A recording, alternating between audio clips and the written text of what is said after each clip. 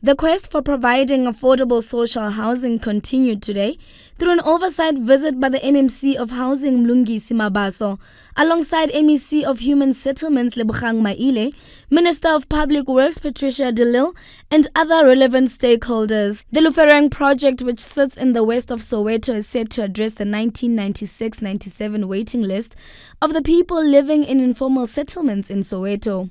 I feel very happy because in class I like ka 96 and then nekisna mo ki dulante ne ki dula mkhukhu ke tsamantse ki hira last year ha ba ntlisam ki le ka thaba haholo ki lukuluhile ile se bile ke thotse le title deed di kiasi.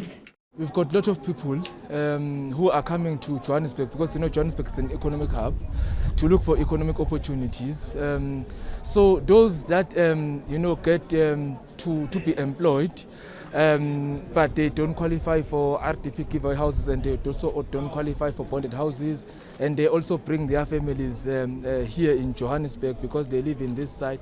They end up relying to government to provide them with places to stay, and that's how the social housing was brought in, to address the needs of those that are in the gap market. People have been asking when this project is being completed and how are they going to be allocated.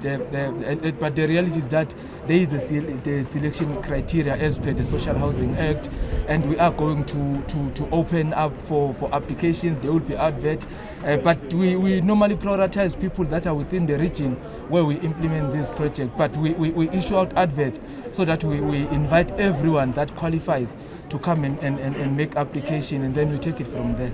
The aim of this project, when it was conceptualized by the city of Johannesburg, was to say that we need to help people to get them out of informal settlements. But then they also decided to make it a mixed project.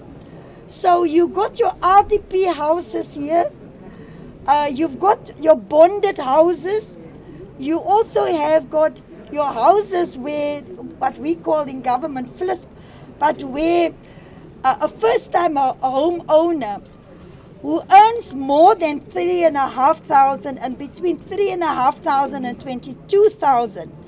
When you are a first-own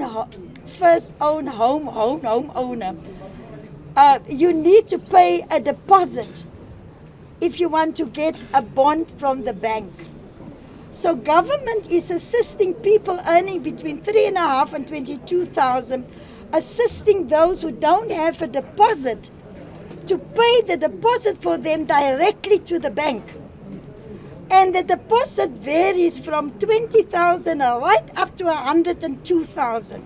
So government is also assisting people in what they call the gap market.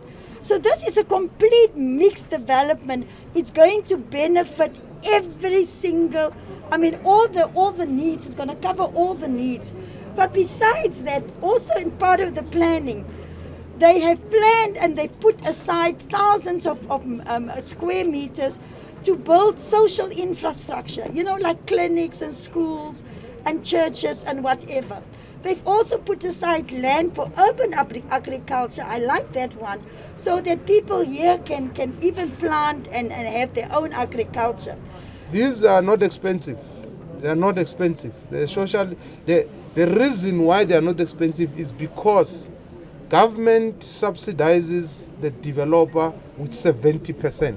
So if this project is R1 billion, I'm making an example, government would put 700 million, the developer would put 30%.